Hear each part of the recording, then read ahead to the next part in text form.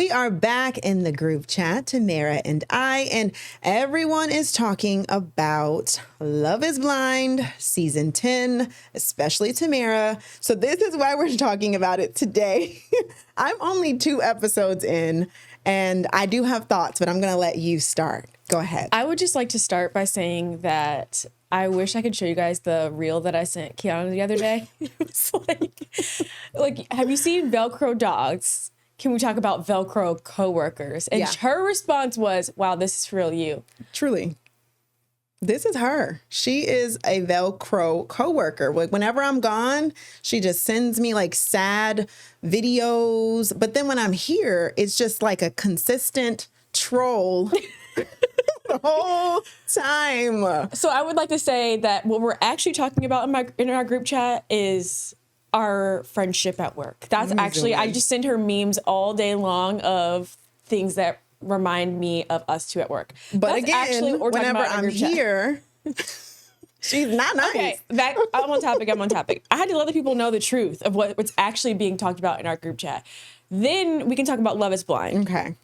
Spoiler alert. So I'm going to preface that because I know people hate when people spoil their shows for them that they are planning on watching when they get off work. Yeah. Spoiler alert. I already saw before the season even started that we are going to get married couples and we are going to get plenty of people at the altar. So that does help you want to like continue watching to see who makes it. Because I feel like spoilers aren't always bad. Because I mean, I don't mind spoilers. Tell me. Even the clips that I'm seeing, I haven't actually gotten to that point yet of watching. But the clips that I have seen and keep seeing is Devontae, who is a biracial man, has never dated a woman of color. And of course, he gets matched with a woman of color. And so that is going viral where it seems like he's really not interested in her because he has not dated a woman of color before. It's true. Which I think something to point out in Ohio, there probably aren't that many women of color there compared to if you're in DC or, you know, maybe Florida, New York, California. So I feel like the pool is probably very small because I will say when I was working in Indiana, there were people that I worked with that said they didn't have any people of color like at their high school at all. Wow. So I do want to say maybe because it's the Midwest that it's a little bit different and maybe where he's from in Ohio, maybe that's why. Because I will say from working in the Midwest, I have had people say they didn't have any people of color in their high school at all. So I'm going to try to give him the benefit of the doubt. However, I will say that being a biracial man himself, he should be attracted to her. Like, or at least give it a shot. Because the whole point of this show, Love is Blind, is you're supposed to fall in love with the personality, the person, not their outside features. Exactly. Okay, I pulled up my notes that I took because remember I said I'm only 2 episodes in, so I haven't even met Devontae yet, but I see him all over everything. Okay, my first thought was the casting crew blind? Because how did they get these people? How did they even think like, you know what, this person would be ready? They are stable and ready for love. And then I said, okay, here's what I want to do. This is my second note. I want to revamp Love is Blind, and I want it to be therapists on the other side of the wall. So you think you're here for love, but here you are about to learn how to heal from your childhood traumas, be more self-assured, deal with the identity crisis of it all before you even get to terrorize someone's child.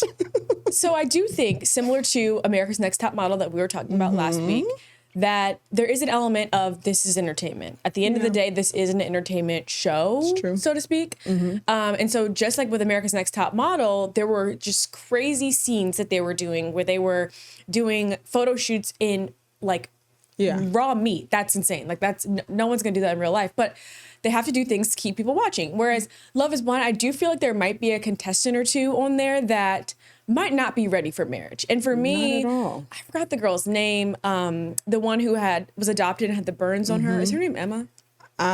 Grace. Maybe Grace. I don't know what her name is, which is really bad. I don't remember names. I just remember stories and backgrounds and like those type of things, personalities. Yeah. I feel like she might be on the show, not necessarily to find love, but more so because of the entertainment factor. Okay, because I feel that's like fair. I'm walking away from the show like, okay, this girl might not be ready, because it feels like she has so much trauma from being adopted. Yeah. / her, surgeries that she's going through, her skin. She doesn't know who her parents are. And that's where I said, okay, therapy. Therapy is what we need. More than love. Like, a lot of people are just not ready yet. And you're about to just, one, you're going to embarrass yourself. And then two, you're just really traumatizing whoever actually is ready for love. But I will say, I am 2 episodes in, and I do love, I had to look up their name, Vic and Christine. Super cute. I wish they got more airtime. They are my favorite, actually. Yeah, I feel like they like fast forwarded through their love story, and I did not like that, because it seems like they're both very genuine, very ready, and like mature, But I feel like too much of that, people would stop watching. But that's why you have to have in that's why I don't like the show, because I'm watching for that. I want to see the real love. Like, I'm not here for all of the... I feel like we will see more of them like later on once we get to the altar and stuff. But right now, we got to get out of the pods, and we got to get it out of people that are trying to build connections. Which I will say too, outside of the trauma that we've talked about, I do feel like they're talking about real things, which I feel like in the earlier seasons of Love is Blind, it's too much of like, not being dramatic, but like, what's your favorite color? What's your favorite food? Where are you from? Yeah. I don't care about that. Like, I feel like in this one, there's been a lot about, do you want kids? And how will you feel if we never had kids? And that came up a couple of times, and it really does make you think like, okay, like, let me make sure I'm dating this person for what we believe in and what we want, because I don't want to get married to someone and think, and 10 years later be like, wow, I really wanted kids, so I'm going to get a divorce and get married to someone else. That's true. That's a real conversation, because we really shouldn't be together. If I want kids and you don't, then we're not a good fit. Exactly. I mean, and this is what I wrote down in my notes. Like, most of the men and women are saying the same things. They want a best friend. They want to grow old with someone. They want to build a life with someone. They want someone to come home with. They all say the same things. So it's so interesting to see the disconnect. And then, some of the relationships that don't make it, but everyone is saying the same thing. And I think that is reality. Like, that applies to, I want singles that. in real life. Yeah, exactly. I want that. Like, men and women want the same things, but just getting there or finding your person is the challenging part. You're getting close to, I think, a part where one of the girls is saying like, we're just too surface level. Like, we need to actually have deep conversations. And I do feel like that is where the show can tend to go wrong, is if it's in the honeymoon stage for so long. Like, everything's just so great. We have just a great connection, great chemistry. Yeah. But y'all haven't had real conversations about politics, about anything. Kids, about like, gender roles. Like, there are different things. Like, do you expect me to cook every day? Like, do you expect me to, be the traditional, I'm doing the laundry, cooking, like, am I a stay-at-home mom? Am I work? Like, there's just so much. Finances, actually, I think in not last season, but the year before, signing a prenup. Ooh. Like, that was a whole thing. Yes. That was a big thing on a season like 2 years ago. Prenup and money and debt and like, people, you have to have those conversations, especially on a show like this where everything is sped up. You're getting engaged and married in a short amount of time. Truly. Like, you can't just be talking about butterflies and rainbows. Like, you got to talk about the real stuff. Yeah. Okay, well, we're going to tune in to the next couple of episodes and have more on that, but let's take a quick break.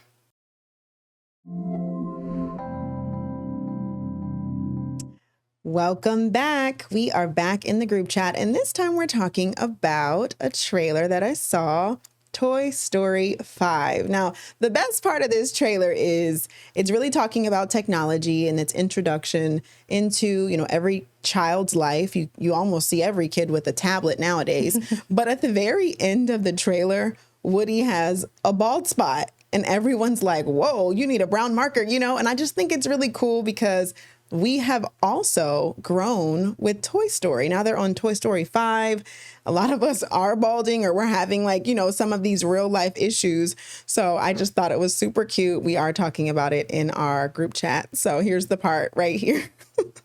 I can't. I just am obsessed. Like, it's so cute to me. But yeah, I mean, it's definitely accurate. Like, time is moving. Well, I think the good thing for Woody is that he wears a hat. Yeah. That's like, true. I feel like for women, balding, like we're not wearing a hat 24/7. He's a cowboy, so he's wearing a hat 24/7. Like, That's true. I would say, looking at his face in that preview, like he's not like, you know, no wrinkles or anything like that. He looks good. Yeah, he what looks he good. does look If you're good. looking at him from the front, he looks good. Like, Can't he looks even good. tell, right? Until he turned Like, around and everybody was like, "Oh." Like, he doesn't have a belly. Like, he looks in shape. That's true. Like, he's looking great, in my opinion. He's still fighting. He is still fighting the good fight. Will this be online only, like streaming, or will this be on? Did That's they a say good yet? question. I don't know. Okay. I'm not sure. I will say I will be in the theaters for this. I remember when Little Mermaid came out with, I always get them confused with, is it Haley? Halle Bailey. Mm-hmm. Yeah, I went to go see it. I took my mom and grandma. Like, we were in the theater. Like, we were in the theater with the kids, and that's fine. Mm-hmm. I don't mind being an adult I don't mind being an adult in a kid movie, because for this is like classic. And this is why I love, like, how we can still go back and watch our old shows and old movies like Cheetah Girls and stuff. Like, absolutely. That is what we grew up on, and that's okay. And I love that people's kids now get to still enjoy the magic of Toy Story. Absolutely. I mean, I really like the technology, like, challenge of it all. So I think it'll be a good movie. I think they did a good job with the trailer, so I'm interested. I will be there. I'll be there. I don't know about an opening night, but I'll be there. Yeah, definitely. Probably not opening night. Not at all. We'll be right back. Welcome back. We are talking about the BAFTA apology. If you don't know, it is all over my timeline. The British Academy Film Awards and the BBC are apologizing to their guests and everyone who watched the award show after one of their guests, who has Tourette's, yelled the N-word while Michael B. Jordan and Delroy Lindo were on the stage presenting the first award of the night. Actually have some video of them. Like, this is how they start off, you know, very jovial. And then there's a moment where you can see they kind of pause and then start again because they're true professionals.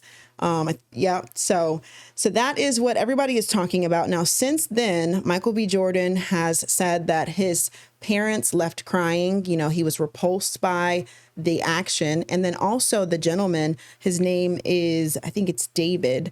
He is apologizing. He's reached out to Michael B. Jordan and Delroy Lindo to apologize. And he also explains that, you know, these are tics that he can't control. Like, he has no idea what he's going to say. It's not how he actually feels, but this is just something that he deals with. And that's why he was there, is because he has a movie based on his life that actually won. So he, you know, feels bad. And he also was blaming BAFTA because he said, I thought they were going to edit that out. I also thought I was so far back that no one would be able to hear it. BAFTA is apologizing as well, saying, you know, we apologize if we offended someone. You know, that was something that we probably could have edited out because they did edit other parts of, you know, different speeches, including one saying Free Palestine. So it's just a lot of debate online about the N-word, the harm that it causes, and if BAFTA should have apologized to Michael B. Jordan and Delroy Lindo first instead of apologizing to everyone, if they should have edited out. And then just the harm that word holds still today after so many centuries. But yeah, I mean, I really want to start by just saying I apologize to Michael B. Jordan and Delroy Lindo because I can't imagine how it must have felt to be at the height of your career. You have this amazing film, Sinners, award-winning film, and you're here for, you know, such a joyous occasion, and to be kind of, you know, brought down in that moment, even if it was an accident, it still is hurtful. Mm-hmm. So yeah, it's just something that everybody is talking about online. I know you've probably seen it. Yeah, I am a little bit shocked just because if this was a live show, like, there's nothing really you can do about, you know, things like that happening. But the fact that this was, like, edited first before it went online, this went through so many, like, hands before it was posted and aired on TV, that it's like someone should have been able to catch that. Because when something is happening live and you know that you are going to edit it first before you put it on air, someone should have been making notes of, like, okay, we're going to edit out this, you know, Free Palestine thing. We're going to edit out, you know, that remark that was made because you can clearly hear it. Like, there should have been someone taking notes of things to edit it out so that when the post-production happened, that didn't slip through the cracks. Because I feel like everyone in the room obviously heard it. So someone should have made note and made sure it got to the editor to be like, hey, make sure you edit that out. so that, you know, this doesn't cause a huge scene.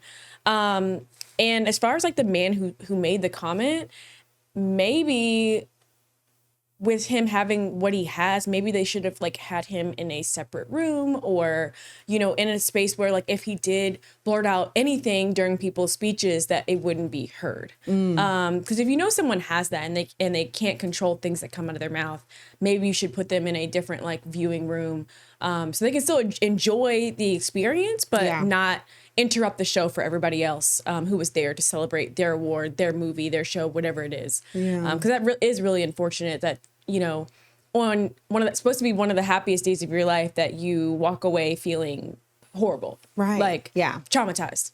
I mean, and his name is John Davidson. Mm-hmm. That is his name. He said that he feels bad now, and he also feels ashamed. So it's just so interesting. This is a moment for us to learn more about Tourette's. You know, honestly, we have to learn more about what happened here. But to your point, if this was something that could have been edited, if you could edit a different part of a speech, you definitely could have edited that. I know BAFTA was saying that, you know, they didn't think that people would understand what the word is. No, I feel like now with today's technology and also our ability to just slow things down and pause and replay, like we can hear anything these days. Yeah. Like maybe 20 years from now, we might not have been able to, you know, rewind, zoom in, you know, make things clearer, put things through like different type of apps and things. Right. But now in 2026, we can do just about anything. And then it's like that word doesn't sound like anything else. No, it doesn't. Especially for us. Like you know what I mean? Like, come on. So yeah, it's just it's an interesting situation. Things that should not be happening in 2026. Things that should not be happening. But it is an opportunity for us to all learn from this. We have learned that this word is still not okay, ever. And then we've learned a lot about Tourette's. And we've learned how we can handle situations like this better in the future. I hope. Yeah, I hope too. Because it's like you don't want to, you know, tell people that have disabilities or, you know, different medical conditions that they can't attend something. But you do want to make sure that they are safe and also the people around them are safe and comfortable as well. So I don't know what the answer to that is of having like a separate viewing room or, you know, maybe a soundproof area. I don't know. But definitely moving forward, you can't have things like this happening in 2026. Yeah, no, unacceptable. We'll be right back.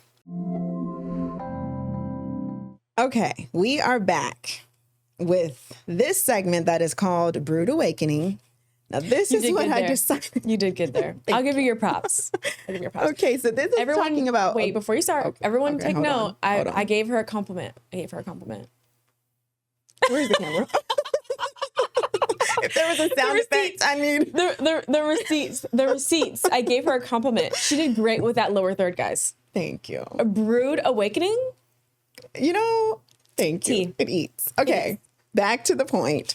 Brood Awakening, this woman has a gross hack, basically. She revealed a disgusting way that she will clean her underwear while she's traveling, and it involves using a coffee maker. You know how when you go into a room, you have the coffee maker. She says overnight, she will just take that coffee maker, put her underwear in it where the pod is supposed to go. And then in the morning, she has clean underwear. And everyone online is like, excuse me?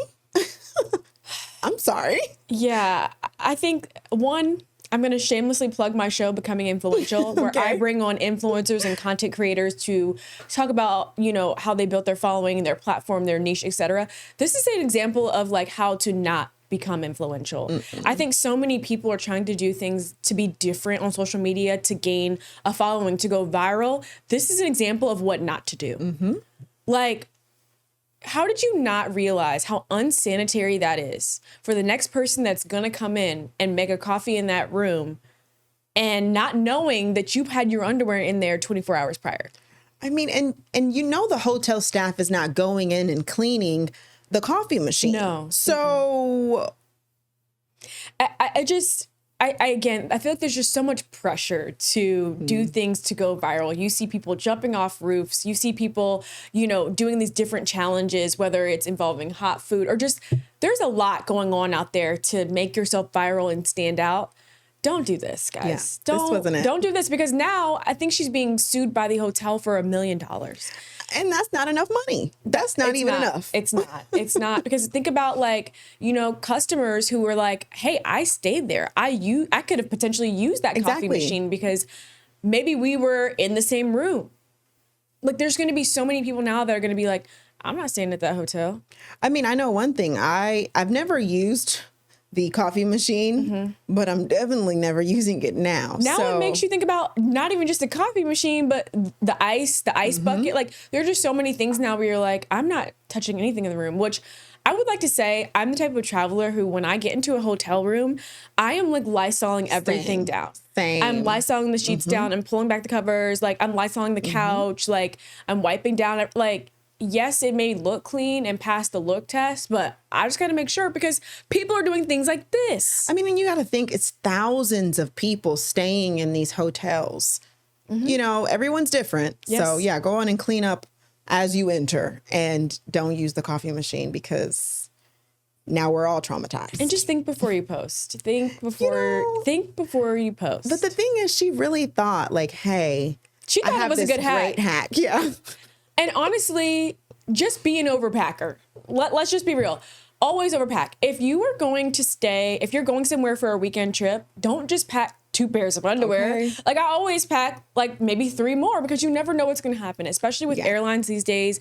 Whether, like, there's things that could happen where you might end up having to stay an extra night. That's it. That's all. So just overpack. Just overpack. It's okay. Go. It's okay. Be a girl, overpack. That's all you need to do.